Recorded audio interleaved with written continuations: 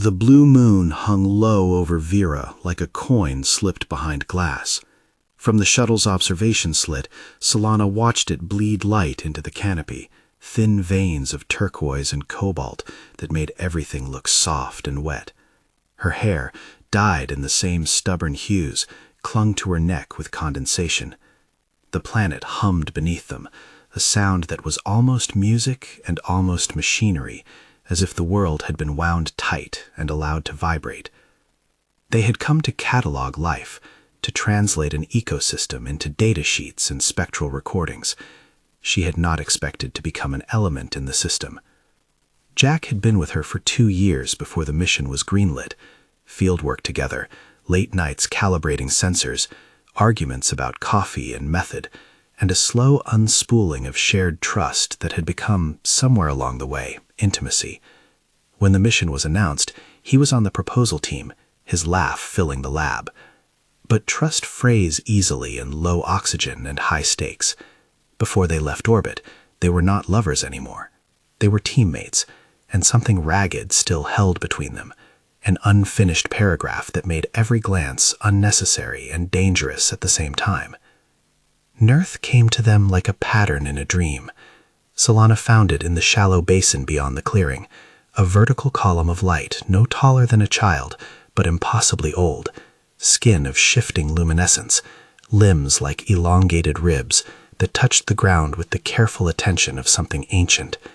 It moved without noise, a breath without inhale. When it turned toward her, the surrounding flowers, small lanterns threaded on stems, brightened, impatiently curious. Their first contact was a ritual of small things.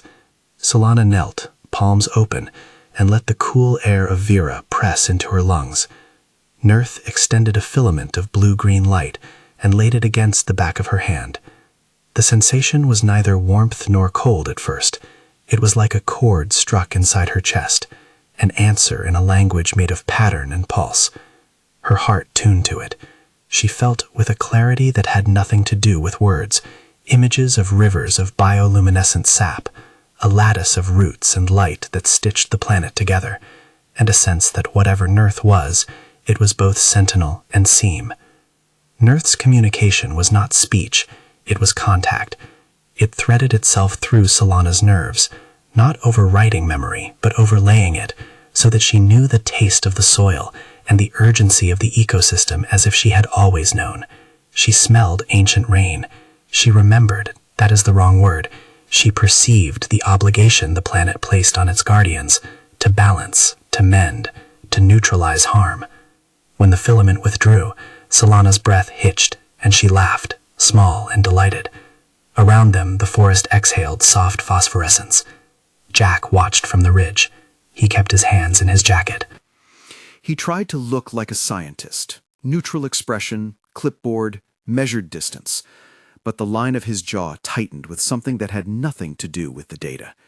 Every time Nirth touched Salana's skin, Jack's fingers curled as if he wanted to reach in and remove the connection like a splinter. When Salana shared a leaf of glowing pollen with Nirth, a ceremonial offering they improvised to show mutual curiosity, Jack's eyes got small. He asked technical questions. He suggested control trials. He spoke as if the planet were a specimen, not a creature. Days bent into a sequence of rituals. Salana taking measurements, drawing diagrams in the dirt with a bone stylus, leaving small gifts, broken camera parts reconfigured into charms, a handwritten note folded in weatherproof plastic, and Nirth answering with shifts of color, a delicate rearrangement of ground flora, a filament that braided itself into a small crown for her hair. The team recorded everything. The data were beautiful, scene after scene of co-adaptation, an organism that supported its guardian and a guardian who supported it. Salana's notebook filled with sketches and with the soft marginalia of wonder, small underlined phrases about trust. Jack retreated into a different kind of work.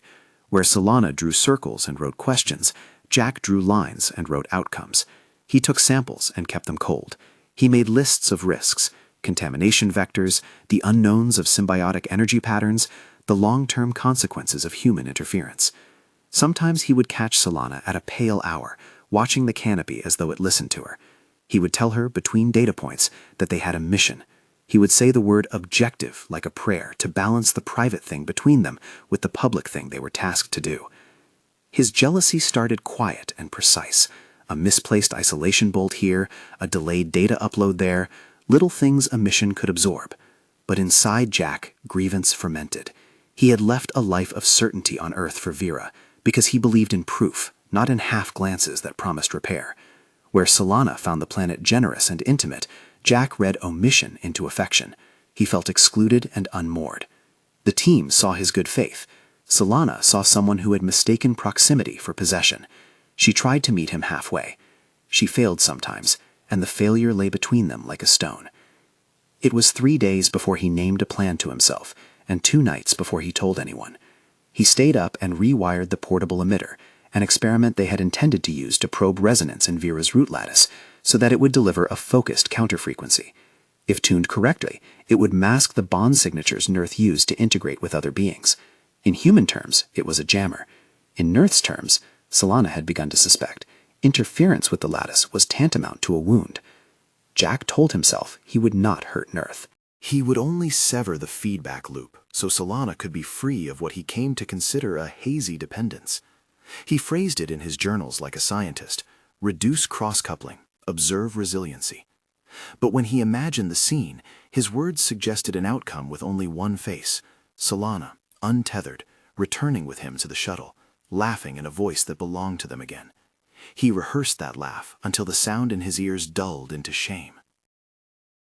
Nirth changed subtly in the days leading up to the plan, not in a hostile way, more like shifting muscle in response to wind. Its light deepened around the route boundaries. Small animals stayed closer, as if the Guardian's presence had given them new courage. Once, when Salana picked a spore to show the team, Nirth pressed its filament to her temple, and she tasted a memory that was not hers, a story of a seed that refused to germinate until dawn. She had a fleeting vision of humans rising from their boats on another world and taking away a fragment of that seed. The image had left her unaccountably sorrowful. Jack's isolation widened. The other scientists tried to steer him back into collegiality, but he shrugged them off. He started working at odd hours in the storage bay, a lamp burning over the emitter, soldering iron sparking tiny constellations. He made logs for himself that were composed more of admissions than of data. I am afraid. I am losing her. I will not be erased. He told no one he had re-engineered the device to emit a tonal pattern that could mask the energy field that connected Nirth to another being.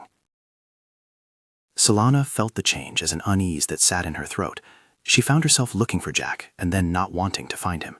She spoke to him in the small human ways that tried to bridge the space: a shared thermos of tea, a hand on his shoulder in the lab. He answered the gestures with practical advice, a correction to a code string, a plan for the night shift, but not with the warmth that she had expected.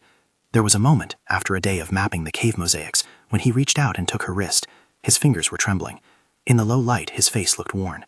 "Sal," he said, "I just want to know where I stand." She tried to say something that promised neither false hope nor resignation. She could not tell him she had become embedded in a pattern larger than both of them. How to explain that some of the world rearranged itself so that she fit? She said instead, "You stand with me, Jack. You always have." It was not enough. The plan he executed in the cave under the blue moon. Salana had called for a full-spectrum sweep. The team was to document nocturnal fluxes.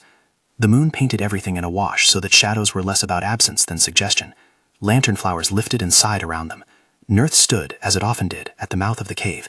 Its light pooled on the stone like water. Jack carried the emitter concealed in a pack. He moved with the deceptive steadiness of someone doing routine maintenance. When he had hesitated a half-second in front of the mapping array, he told himself it was only to calibrate. In truth, he had rehearsed the moment where Salana would step between him and the Guardian, and he would finally set the device to silence the bond.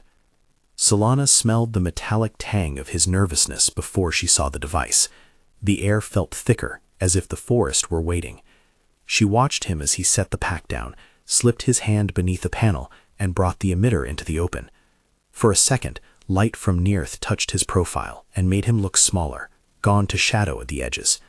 Then Jack crouched and turned the knob. He had mapped the lattice well enough to create a pulse that overlapped Nirth's local frequency signatures. He believed, correctly, that a masking signal would force Nirth to withdraw, to consider them an enemy and leave. In human calculations, that would buy him a window. In a window, You can move someone from here to the shuttle. You can close distance. Salana stepped forward, not realizing at first that his fingers trembled not with science, but with a grief he'd hidden badly. "Jack," she said, voice low. She thought of the emitter in his hands as if it were a detonator. She thought of the cure he sought, to reverse the invisible tie, and knew in her bones there would be consequences the team had not consented to. "Don't," she said, and it was small and human, an entreaty to a person she loved and a person she feared. Jack looked up. For a second, the man she had loved and the man who had become an agitator were both visible, like superimposed transparencies. He tried to answer with a scientist's calm. "It's temporary," he said. "We can study what happens when it's disengaged." Salana's knees felt unsteadied, the way they had at the first touch with Nearth. There was a rhythm in her chest that matched the Guardian's pulses. She moved to put her hand on the emitter, to touch his, to stop him. Not just to prevent a test, but because she understood what the planet required and feared he did not. Her fingers brushed his forearm. He flinched and stood up. The sound of his breath became brittle. "Please," she said, because there was no other word that felt like a bridge. "Please don't do it." He hesitated. The knob was halfway turned. The emitter hummed faintly, a prelude to a frequency that would mask something utterly living. For a moment, the cave held its breath. Then Jack twisted his hand. He moved with a private gravity that had nothing to do with the mission's protocols. He had imagined, perhaps, by cutting the bond he would save them both. He did not fully see that saving could equal taking. He did not imagine Nearth as an active agent, who would not flee but would respond. Salana reached for his wrist, an instinctive pull to stop what she still recognized as a dangerous, misguided love. "Please," she said again, voice lower and cracked. The movement came out of her as a beg and as a promise. "Please, don't do that." Her plea landed in the humid air and in the guardianship of the planet. Nearth's response was not a retreat, it was a decision. Light flared from its limbs, not gentle, not exploratory, but concentrated and precise. The bioluminescence stitched itself into filaments that dropped like threads into the soil and rose again, too fast for they to be vines, too deliberate for it to be spectacle. The forest's hum shifted into a single tone that resonated in the bones. Salana felt it through the soles of her boots, a pressure, a clarity, as if the planet had chosen a center and was harmonizing everything to it. Jack's face registered surprise first, then confusion, then a dawning terror. The emitter slid from his hands and clattered across the stone. He moved to pick it up, to wrestle with the signal, but his knees buckled. Filaments of light, fine as hair, warm as muscle, coiled gently around his ankles. They were not rough, they were like being ensnared by memory. The light crept upward with patient decisiveness, wrapping around calves, knees, thighs. Salana lunged forward, fingers scraping on stone. For an instant she thought to wrench him free, to pull him from whatever route Nearth was making. She thought of calling out to the team, of the protocols and the ethics boards and the laws they had sworn to respect. Jack looked at her, his mouth opened and closed. "Sal," he whispered, as if to name her anchor or his accuser. There was no malice on his face now, only a raw human alarm, the sort that comes when one realizes the world is not what one had imagined it was. "Please, don't do that," she said again, but this time the plea was not only to Jack. Its echo hit Nearth. The words were small human syllables trying to stop a planetary decision. Nearth did not stop. The light tightened, and then, with the soft inevitability of tide, lifted Jack from the ground. He did not scream. His body was numb, wrapped in a luminous cradle. The team tried to move forward, instincts to rescue, but something in the rhythm of the light kept them distant. Salana felt through the bond that still thrummed in her that Nearth was reading the pattern of Jack's mind like a chord to be resolved. The Guardian was doing what Guardians do. It neutralized a threat in the way it knew how. There was no blood. There was no tearing. Jack's jacket fluttered as if in wind, and then he was not where he had been but drawn into a fissure of shade beneath the roots, where light met darker light, a place that was not absence but interior. For a breath his head was visible, turned toward Salana. He mouthed something, an apology, a plea, and then he slipped, cocooned, beneath the surface of the world. Silence fell like a curtain. The lantern flowers dimmed to a cautious glow. The forest waited, as if the scene were an irregular note in its song. On the stone, the emitter ticked and powered down of its own accord, useless and small. Salana could not make herself move. Her knees kept a shocked hollow, her palms left pale prints on the rock. Her chest ached with a sudden, aching tenderness for Jack. He had been a man who had feared being irrelevant and had tried, misguidedly, to control the parameters of a thing he did not understand. She thought of all the times she had chosen curiosity over reassurance, and the sight of him being folded into the planet's interior struck like a moral blow. Around her, the team acted with the precision their training allowed. Dr. Harker took stock. "We record," he said automatically, voice thin. Technicians checked marine band frequencies, called the shuttle, tried to ping the emitter for residual signals. The instruments reported nothing from the spot where Jack had disappeared, no life signs in the human sensory band. The narrative on their screens was a flat line where a man had been. Nirth shifted its light around Salana, cool and attentive.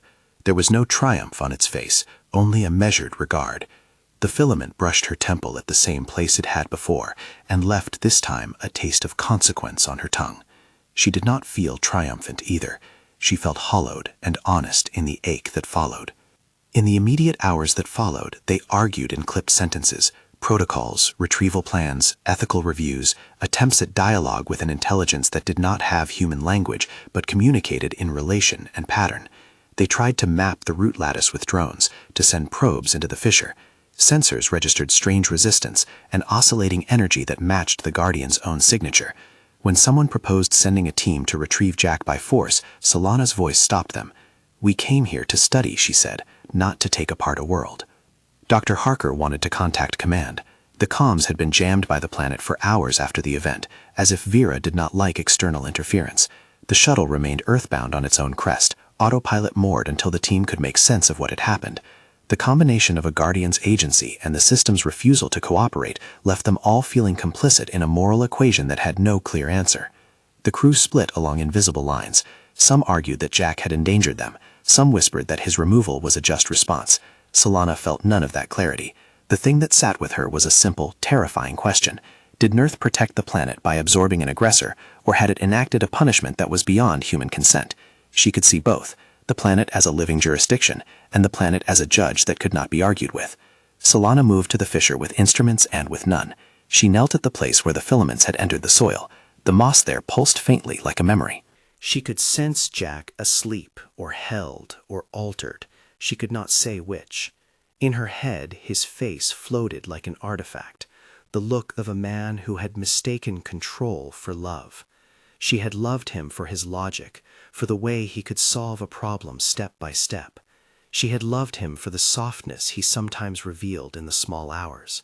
Now, stripped of narrative, he was a presence inside the planet, a risk to his agency and to her conscience. The planet did not offer words of reassurance. It offered rhythms. Nirth lowered a filament and touched Salana's forehead. This touch was a translation and an instruction both. She felt, strongly and without metaphor, an archive, a history of past guardians who had taken in wounded things, who had made of them an integral part of the lattice. The implication was not automatically benign. Some who went into the roots rested there, their consciousness attuned to a different tempo. Others woke with parts of themselves rearranged. "Is he?" Salana began, unable to finish. Nirth's light shifted to a darker blue. The Guardian showed her, in schematic ghost images pulsing through the bond, that the lattice would cradle and adapt, that the planet absorbed and redistributed the energy of those who threaten or harm it. This was not outright assimilation as humans might fear. It was a transaction, harm neutralized, memory and instinct repatterned, threat reduced to a manageable amplitude.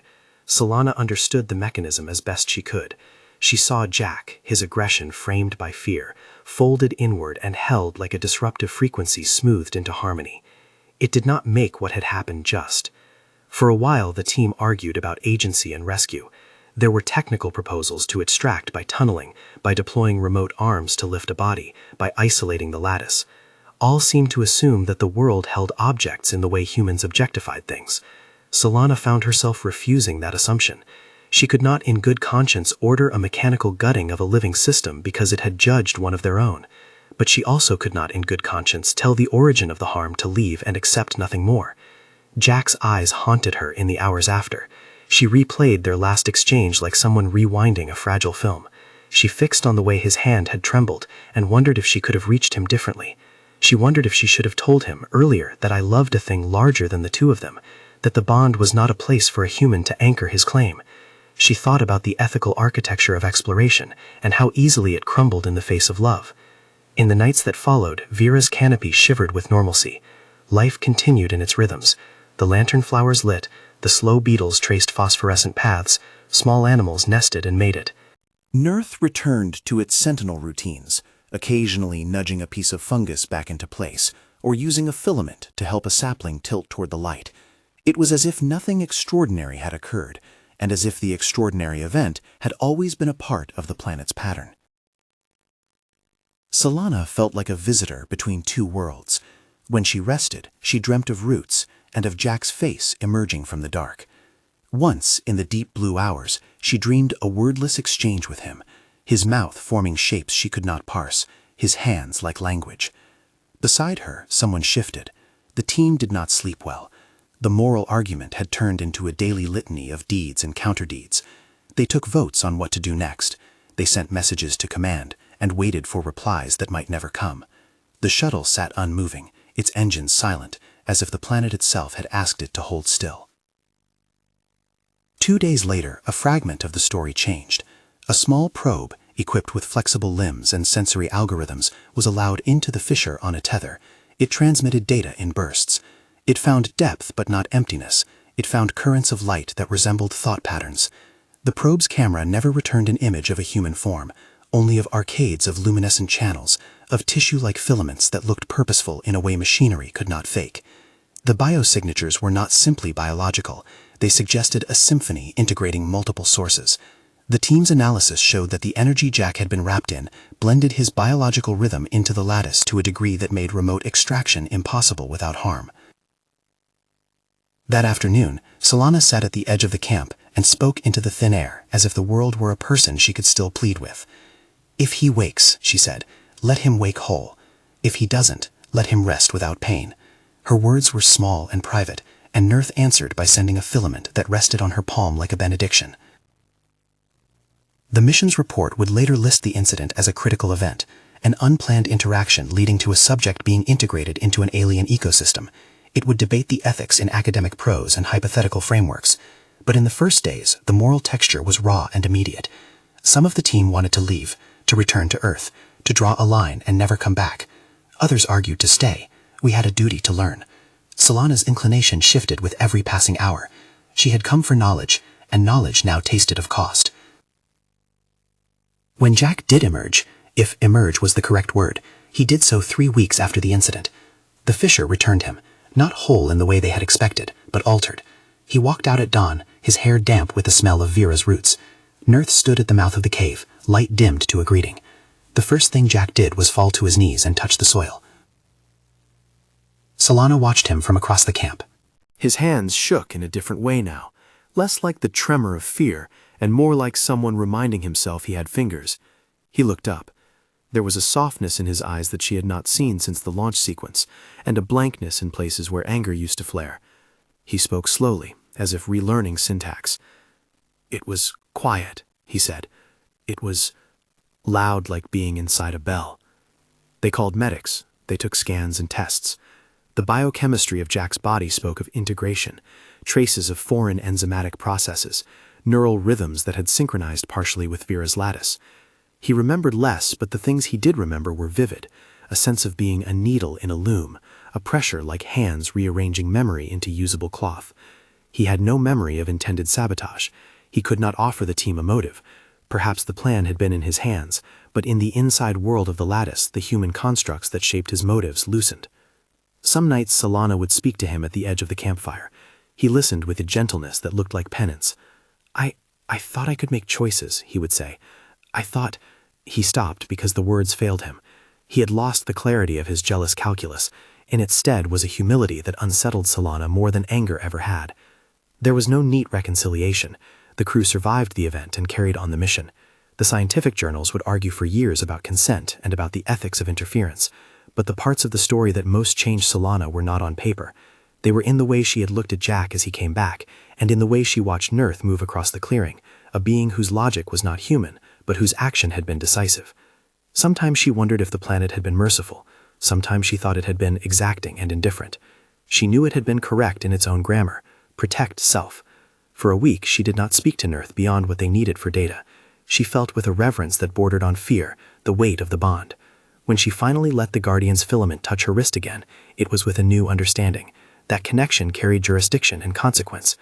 Months later, when the shuttle finally left orbit and the lab reports were filed, Salana sat in the observation cupola and watched Veera withdraw into its deep blue. The canopy looked like a living mosaic, each tile a place in which life had rules she could never fully learn. Jack sat across her, hands folded, quieter than he had been the morning they discovered Nurth. They did not speak of the plea she had made or of the moment of light that took him. They had both been present in their own ways and knew that words could not hold what had happened. Before they broke orbit, Salana placed a small object on the table, a charm Nurth had won the first week, a tiny circlet of filaments that glowed faintly even